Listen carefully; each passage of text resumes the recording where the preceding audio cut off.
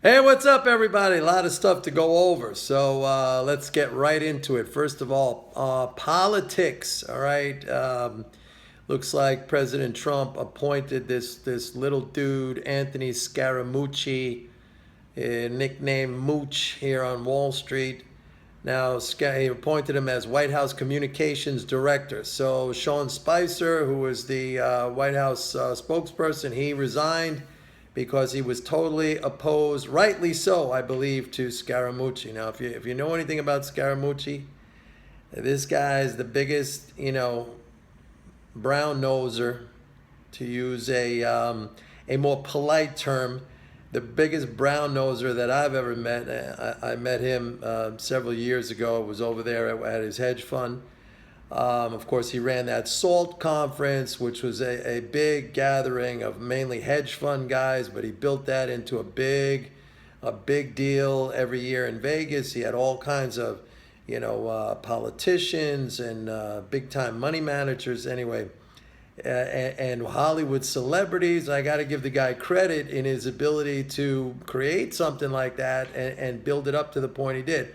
But look, Scaramucci, when Trump was running in his campaign, Scaramucci railed against Trump on Fox. He was a Fox Business contributor. He called him a hack politician. He called Trump anti-American. He called Trump an inherited money dude from Queens County. I mean, he was ripping on him. He was ripping on him for a comment that Trump made in an interview where he said, I'm for working class people. I want to help them out. This was back when, Trump was running and he was saying things like that, which, many people believed, including myself. I thought, hey, this guy's pretty progressive. I want to help workers.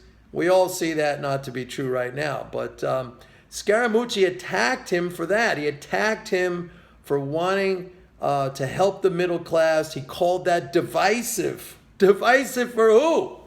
Divisive against his class, which is the money class, the hedge fund guys. And that was at the time when Trump was highly critical of the hedge fund guys, calling them paper shufflers.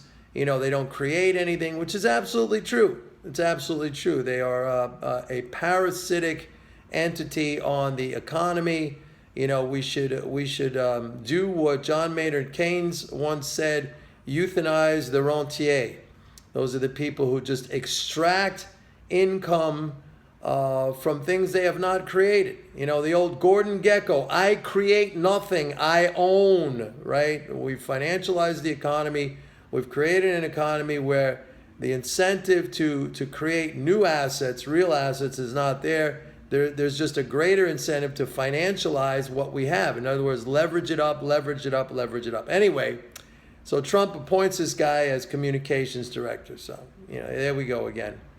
It's one thing after another, off in a totally opposite direction. And I know many of you are going to attack me and criticize me, maybe rightly so.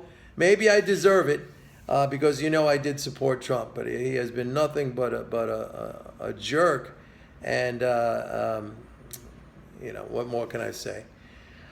All right, on that, next thing I want to talk about is dollar weakness. Of course, I was the one who called that going way back last year, again this year, again in March, again in June. All right, we see that playing out.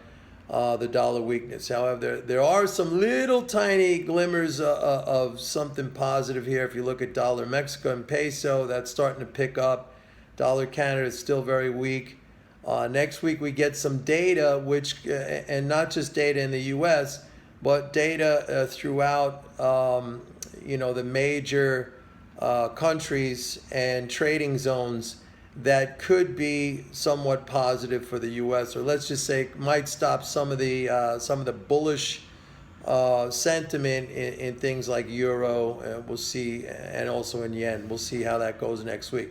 By the way, speaking of Forex, I sent out the new issue of Zombie Trading. This has been a fantastic start, I have to say. Zombie Trading in its first week, 17 trades, 14 profits, 2 break-evens, and 1 small loss of 11 pips for a total gain of 322 pips First week in business, zombie trading, 322 pips. I mean, you really can't ask for much better than that. These are all very short-term trades. It's just positioning right in front of these data releases, knowing what the zombies are going to do, how they're going to react. As soon as that comes out, boom, we take our profit, we're out. We just go in there like little, mercenaries, taking out the zombies on every one of these, either the data releases or policy statements. So this is a very unique service. If you are an MMT Trader subscriber, listen closely. And if you want to try this out, because you're going to get a special rate. There's a special rate right now going on for the first month of $75 a month if you sign up for a free trial. And if you decide to keep it, you're only going to be charged $75 a month forever. After the first month, it goes up to $125 a month, which, by the way, is still very, very cheap because most of these services run $140, $150 at least a month.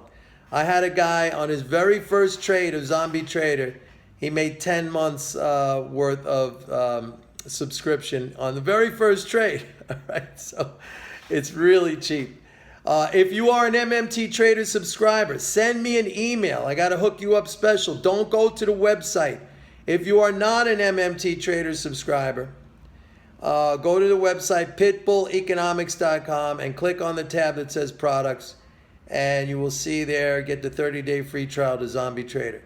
And those of you who have an interest in MMT and the application, the applied MMT on the markets, of course, I have MMT Trader.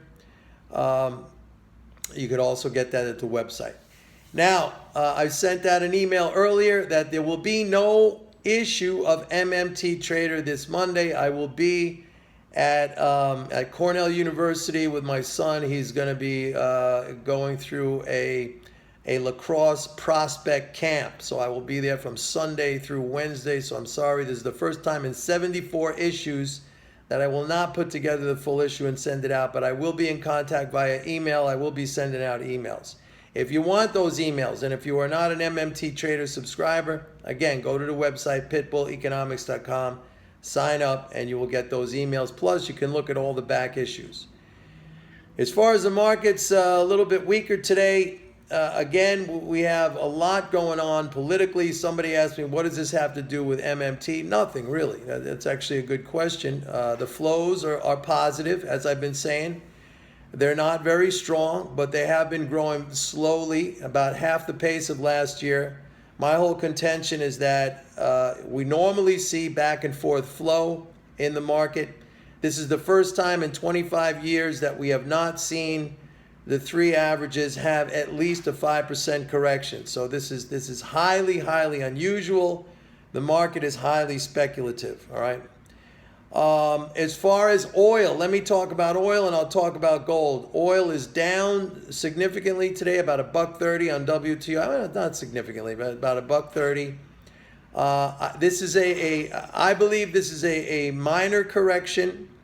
Even though I sent out on Wednesday, as you know, I sent out an email saying that the petroleum status report was bearish, and we were up around 47. I said it was bearish, but I did say there were some things in there that sort of painted a positive picture looking forward, and my recommendation was to hang in there until the next report next week. So we got a little pullback. Some of you did take profits on my bearish call, but I did say, to be totally open and honest about it, I said stay long until the next report. So I consider this a little bit of a correction.